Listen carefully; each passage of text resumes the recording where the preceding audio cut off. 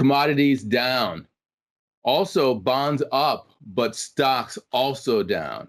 That's the tone of the market today. We're taping relatively early for the Real Vision Daily Briefing. I've got Marc Chandler, Chief Strategist at Bannockburn Global with me, and also Amanda Agati, who's the Chief Investment Strategist at PNC Financial Services Group. Welcome to Real Vision, or welcome back, I should say.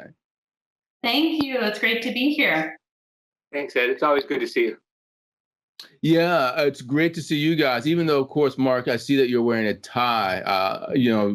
Neither Amanda nor I are wearing ties, so I'll give you a pass on the old school attire. Thank you. Such formalities. If it means anything, I've got sweatpants on too. Excellent. Well, you heard my introduction there, Marc and Amanda. Let me tell you how I'm thinking about this, is that in January timeframe, I was looking at the markets, and when I looked across different asset classes, generally speaking, what I would call the tone was a reflation trade. But the tone that you see today in today's market with WTI and Brent off 3%, 4% actually now that I'm looking for WTI, you have commodities down, you have equities down, but you have bonds rallying. It almost seems like it's the opposite of the reflation trade, as if the reflation trade is taking a pause. Let me ask you first, Amanda, what are you seeing? What are you thinking about that mix? Well, we really think that this market has moved too far and too fast. If you think about when this reflation trade really kicked off, it was right after or in the midst of the Pfizer vaccine efficacy news back in November. And the market has just absolutely been on a tear since then.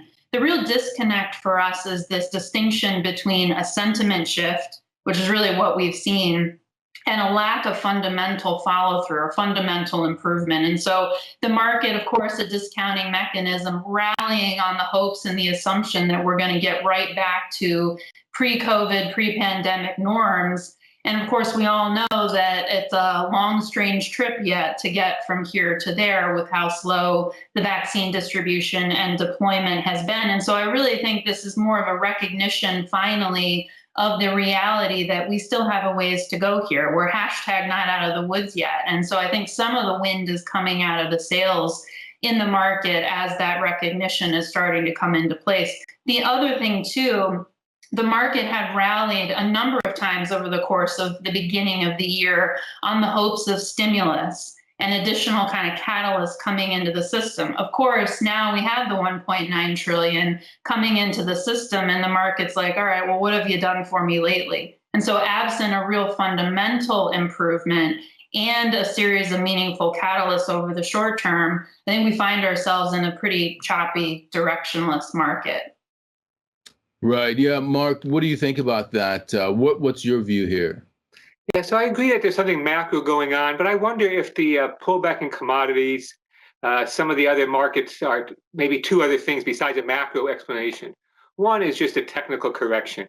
We've seen this in the stock market before, like the S&Ps, a sharper, deeper, longer lasting sell-off last month, and it made new highs earlier here in March, and now it's pulling back again. That pullback is still relatively shallow, but I hear you, it's broader. It's including the Russell 2000, includes the NASDAQ. But I wonder too if here's what I think is going on, and I think maybe to begin with really the commodity space. The reason I think commodities rallied last year was not simply because we were anticipating stronger growth in the US or Europe this year. It was because China was buying and building up their inventories.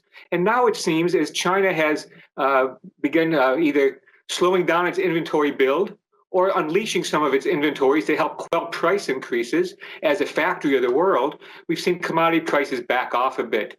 I think oil is partly the same story.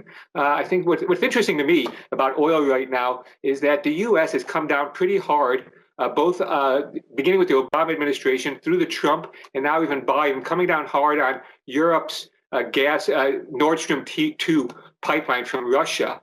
And yet, in the recent data suggests that Russia is the third largest supplier of oil to the U.S.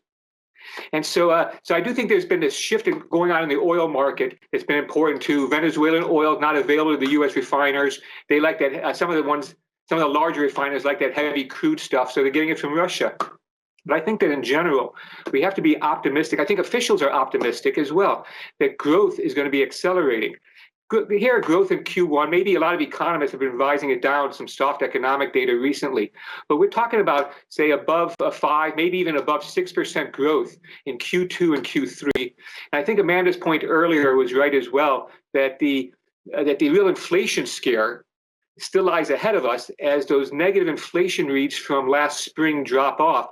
So I'm still thinking that come June, the June FOMC meeting, I think that the market would have reached what the Fed would regard as substantial progress towards the goals. I'm thinking next Friday, Good Friday, we get the jobs number for March. And I think the early estimate around 600,000. You make some conservative assumptions for the next 3 months, April, May, and June. So by the time the Fed meets again, there'll be over 1 million jobs having been created. Unemployment would have fallen probably below 6%. And inflation, partly because of that base effect, is going to be well north of 2%. So I think we're looking in a good situation on a macro view, but I'm not so sure that the underlying trends have really changed all that much. There's some churning here.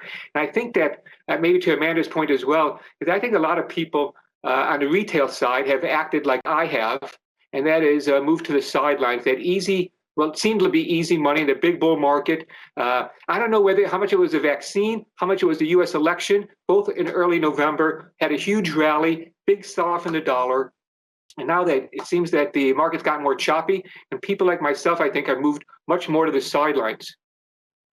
Yeah, I think it's interesting there, Amanda, because when you talk about the churning, Mark's talking about the churning too.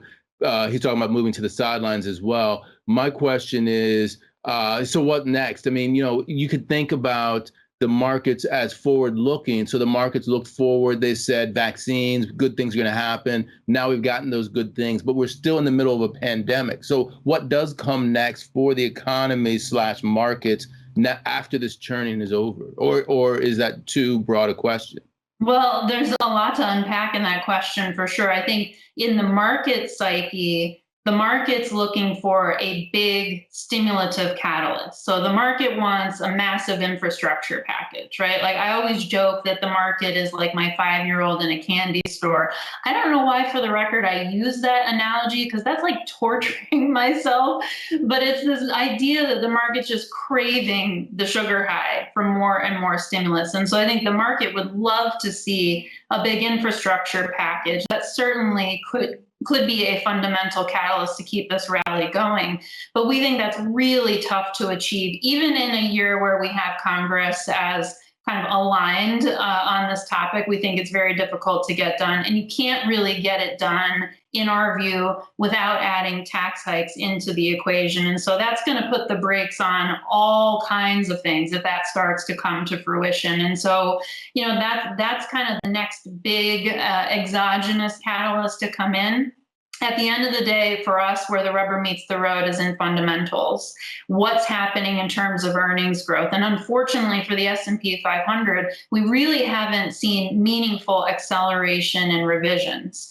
We think that there's still a lot of significant points of stress, particularly in the value side of the market. So if you think about what dominates value, it's energy, it's financials, it's consumer discretionary, it's REITs. Where is the fundamental improvement in really any of those? I mean, for energy, I think you could argue perhaps WTI rallying is a little bit helpful for the E&P companies, but everyone else in the sector is still struggling. And when you look at the futures curve for WTI, it's still very depressed, below 52 or so bucks a barrel, and North American shale production and profitability usually sits on average more in the $55 per barrel range. So a very tough slog still ahead for energy, even with the pent-up demand argument that is still to come into the equation. We're just not seeing pockets of fundamental improvement. And so while the market has rallied to fairly elevated valuation levels, right? It's not a stretch to say valuations are indeed stretched.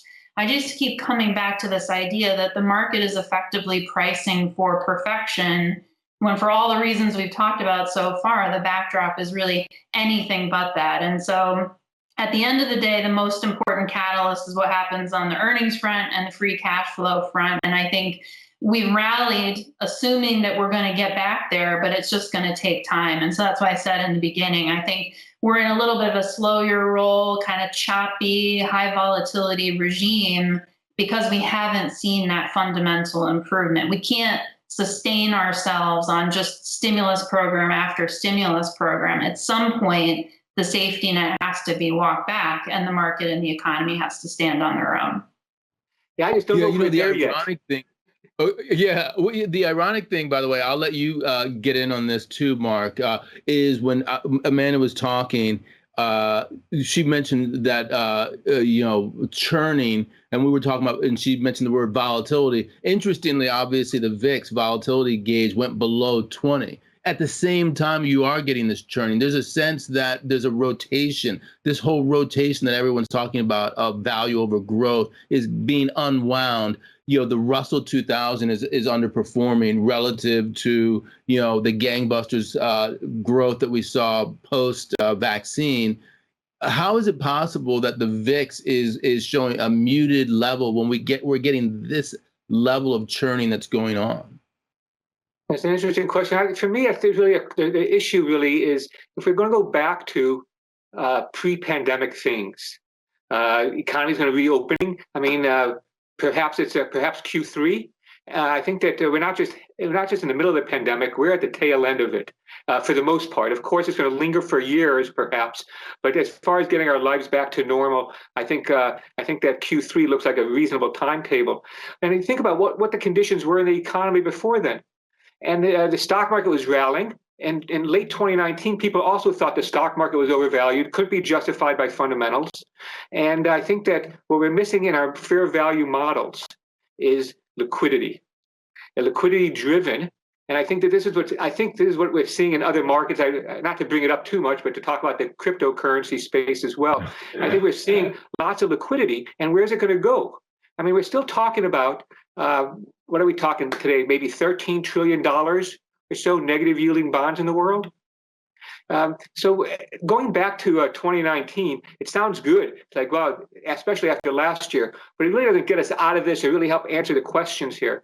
For me, I'd say the next big catalyst, though, is the opposite of what we have now. And right now, I think what we have is this divergence where nobody has the wallet or the political will to spend like the U.S. We're talking about roughly, say, 13.5%, 14% of GDP between December and this bill that was passed earlier this month.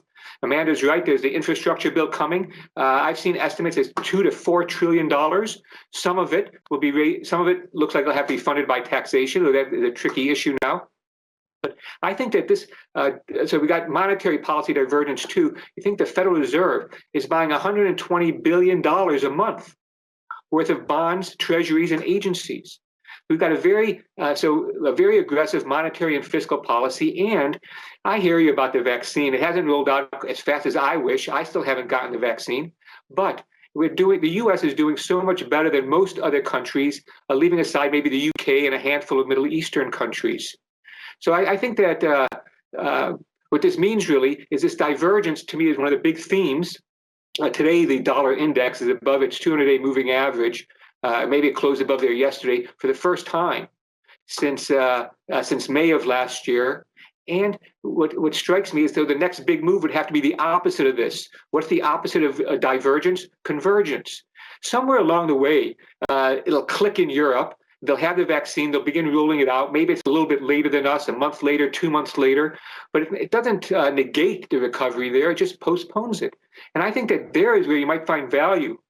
The European stock market has underperformed the U.S. for years. Every so often, people like myself get in our heads that this is the year it outperforms. But this year is a good chance, partly because technology is not as represented as it is in ours. And the financials, which Amanda mentioned, are more represented. And they're off to up 20% or so this year. Let me go a little bit further with that before I ask Amanda about both. I'm going to ask you, Amanda, about both Europe and emerging markets. But I want to ask you a little bit about currencies, since I know at Bannockburn Global, you guys are about currencies. I think I was teeing this up to you before what we were talking about in terms of the reflation trade. And you said, Yes, triple divergence, monetary, fiscal, and vaccine. And then you talked about the dollar and the euro, the 200-day moving average. Can you walk me through the dollar and the euro and how you're seeing those currencies? Sure. I think that the first thing to realize is the dollar rallied initially as the pandemic struck. And since March of last year, the dollar has actually been trending a bit lower against all the major currencies. And the bottom of it, the dollar's bottom so far, was in early January. It was that Wednesday when people were marching in Capitol, and when the ADP reported a worse than expected jobs report estimate, and it did lead to new dollar sales. That sort of marked the bottom of the dollar. And I think what we're seeing now has really been an upside correction. We're just getting past those Fibonacci type retracements that people look for. And so I think that what we're seeing, though, is primarily a correction to what happened in the November and December election, vaccine, dollar slides the last 2 months. We get a correction, and I think it maybe has a little bit more legs to it, but it's not like we just discovered the stronger dollar. The dollar's been rallying. This is finishing up the third month where it's been generally firmer. And I think, again, it's being driven by higher interest rates and just a broader sense of divergence. And so I look for a further dollar gains, but I'm still a dollar bear in the big picture, thinking that the third big dollar rally since the end of Bretton Woods is over, and that after this upside correction, the dollar's downtrend will resume. And the framing for that, I suspect, will be the twin deficits. Most of our trading partners have budget deficits. Nearly everybody in the world has a budget deficit, but the U.S. is one of the few large countries, I think, in the Eurozone, Japan, China, that the U.S. has this large current account deficit, and the cost of this rapid expansion, this huge fiscal stimulus, I think is going to be a larger net import. That is to say that we're going to be importing more. Our trade deficit is going to worsen, and so just at that moment in time, where everybody and their mother is long the dollar, and they're talking about divergence, I think that that's when convergence comes back, and when it does come back, it's the twin deficits that acts as the Achilles heel for the dollar. Right. Interesting. So, Amanda, to you on that, but from a investing perspective, convergence, meaning that after we get the delay in Europe, which we're getting now because they're in lockdown, that eventually they'll come forward. How do you play? First of all, is that your base case, and then how do you play that? How do the emerging markets figure into this as well? Well, there's a lot to unpack in this story. And I want to make sure we go back to the high volatility story too, because I think that's an important part of this dynamic. We're actually bullish on emerging markets. We've used the sell-off or the slight correction that we've seen in EM over the last few weeks as an opportunity to rebalance, not only tactically, but also strategically. So we're making adjustments, thinking a very long-tailed horizon, not just 12 to 18 or even 24 months. And we've funded it from developed international. So I think I'm on the opposite end of the trade from Mark, unfortunately. But we really think the story in terms of the thesis around emerging markets is really powerful. And we're actually at one of those inflection points. You know, the shift between developed and emerging tends to happen over very long cycles, 10 plus years in the making. And so we think that this is a pivot point for the baton to be handed off from the developed world to the emerging world. If you think about emerging market countries, they've been, if you believe the data as a caveat, they've been able to manage through the pandemic largely better than most of the developed world. Still pockets and fits and starts more recently, but in general, that has enabled them to get their economies open more fully and faster. Again, not fully reopened, but they are leading the developed world for sure. It's also had important implications for earnings growth, right? In 2020, they didn't fall anywhere near as far as the developed world did. And yet it's the brightest star in the equity asset class universe from an earnings growth perspective in 2021. The valuation argument favors EM over the developed world. And so even in a scenario where we start to see some fits and starts around additional reopenings, they have plenty more tools in the policy toolbox to bail them out if they need to go there. That's not our base case, but as a safety net, they have more than the developed world. So we definitely are big fans of emerging markets, and we think that this is a really interesting and attractive entry point. Developed international has had structural challenges forever and ever. I'm not sure that we've really seen a lot of resolution on that front. The challenge that we see in this is the economy was shut down in response to a pandemic, right? This wasn't a natural boom and bust kind of phenomenon as a function of an asset bubble bursting. And so we haven't really had the clearing of the decks or the restructuring that you would normally see coming out of a recession and into a recovery. And so we think there are just still a lot of structural headwinds for much of developed international. I'll give you that there's definitely a positive yield story. So in a yield-starved world, which we continue to find ourselves in, a very attractive, sustainable yield generating place to be, but still struggling to find what those fundamental growth catalysts are, other than just a little bit of a snapback from record no activity. Right. When you talk about emerging markets, I think about Latin America, Brazil, for instance, which is getting crushed by coronavirus now, Argentina versus, say, like Thailand. Are there regional differences, and like how do you have a weighting that you're looking at in EM? Well, we're definitely playing emerging markets through actively managed strategies. Our view is not to buy the index. However, I would say that the index has gone through really significant composition changes over time. It's not what it once was, even just 3 to 5 years ago. The exposures in EM are very different. And so I agree with you, there is some stress, certainly in Latin America and Brazil in particular. That's really the commodity producing, commodity exporting exposure. So I guess on the one hand, if you are worried about an inflationary spike, that gives you a little bit of juice in terms of an inflation hedge, but that is nowhere near the dominant exposure in the emerging market index. It's really much more China and the China-related complex. 40% is something like that in terms of exposure in the China complex. And so we think the growth characteristics that dominate, not only from a geographic perspective, but also from a sector perspective, are just really attractive. Technology, much greater exposure. Financials is still an important part of it, but it's nowhere near the heavy industrial manufacturing, like commodity, old world EM that it once was. Mark, Amanda just mentioned the bugbear here, inflation. That was really what got us kickstarted in terms of the reflation trade. It was like a reflation/inflation trade. What do you think about these base effects versus a year ago? How do they play out over the medium term? Is inflation a worry for you? Yeah, no, it's a good question. I think we've probably seen the bottom of inflation. I mean, I think that those prints last year were just like mind-blowingly low. And so, I mean, as Amanda says, the economy stalled. And of course, when you stall the economy, price pressures disappear. In fact, we were having deflation. But I do think that we are seeing as part of the opening up process. So there's the base effect. And then there's the opening up effect where you have bottlenecks and different timing of it. But I think that from almost all the major central banks have said the same thing, and that is they want to look past the initial rise in inflation that we're going to get starting perhaps when we get this month's read next month. They want to look past this, and I think that both, the ECB was very clear on this, and I think the Fed was as well, is that what we're about to experience is going to be transitory and primarily technical in nature, having to do with the base effect and some of these bottlenecks. But I think that for some people, the kindling wood for inflation is there, whether it's the monetary stimulus plus the fiscal stimulus.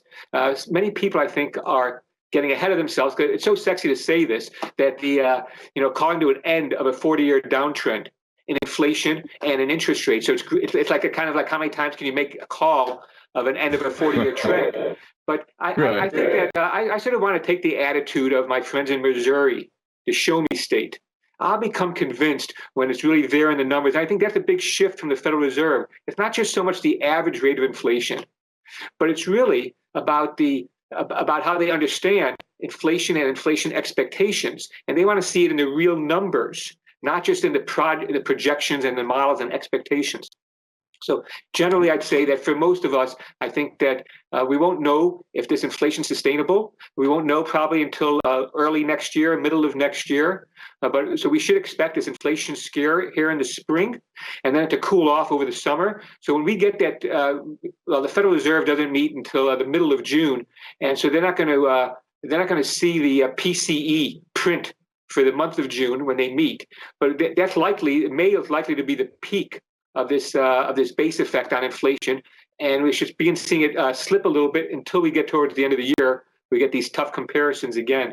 So, but in general, I think that out of all of our problems, and I do say we're challenged on many fronts, inflation probably is not the biggest. You know, we just saw that weekly jobless claims today, and it was the lowest number, I think, since we're back below where we peaked, right, in 08 and 09.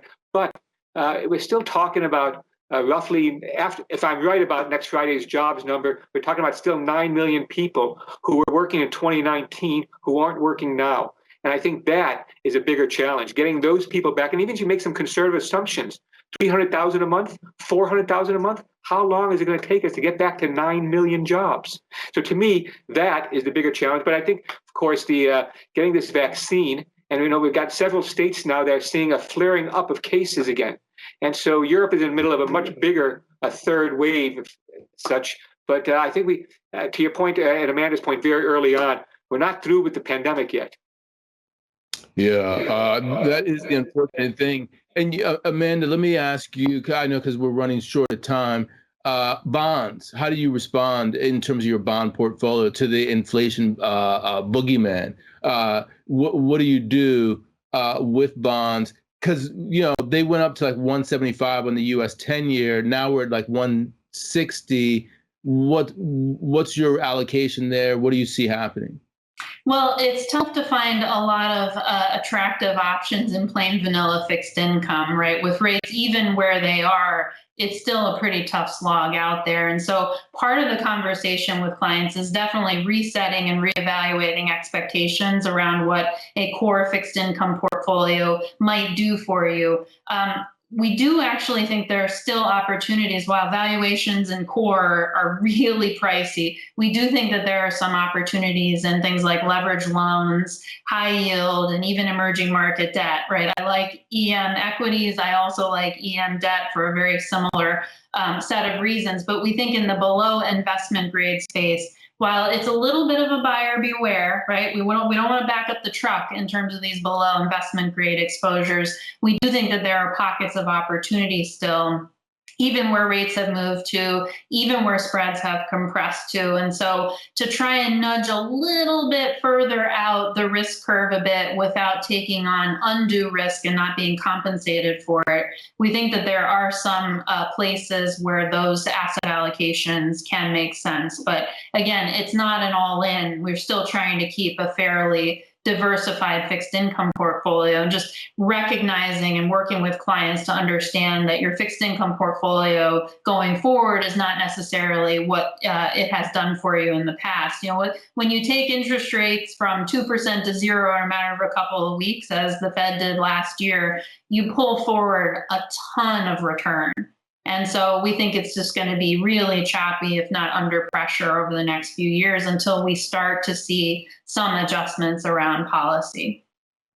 And also with regard to junk, high yield, you're talking double B, single B, or how far down are you willing to go? And what about municipal bonds there? That's about as far as we would go. We're not going down into the lowest level, so I wouldn't even call it junk. I would just call it high yield. Even if you can say, I don't know if it's technically high yield, given where yields have fallen to 3.9 or whatever, doesn't seem all that high, but I guess it's all relative. So yeah, we would be in the higher end of the spectrum and definitely not calling it junk. But so we think that there are pockets of opportunity there, and especially through actively managed strategies. Again, it's the same message that applies to EM. we think especially in this environment and in this credit cycle, the ability for active managers to do the credit analysis and pick and choose exposures relative to a benchmark, so impactful, so value add. And we've already seen that really over the last 12 months play out. Munis, it's a tough slog. I mean, right, we're in a very growth and yield starved world. And so, it's somewhat of a necessary evil for many of our private wealth clients. So we're not necessarily backing away from it. But I think it just comes back to this idea of resetting expectations. The closer we are to zero from a policy perspective, the more volatility we're likely to see. I knew I was going to get this high vol story back in one way or another. We're coming full circle here. But the closer you are to zero from a policy stance, the more likely you are to see volatility in not only rates, but also in the performance of these exposures. And that's really what we're seeing. Everyone says, oh, high volatility, and think about equities only. But we've actually seen a pretty meaningful pickup in volatility in fixed income too. And so again, it just comes back to a setting expectations conversation and staying really close to clients around fixed income positioning in particular. Well, Amanda, we're going to let you have the last word here. Both of you, I want to thank you for coming on, and we'll have to talk again soon, either as a trio or perhaps individual interviews. I would love that. Thank you. It'd be great. Thank you very much.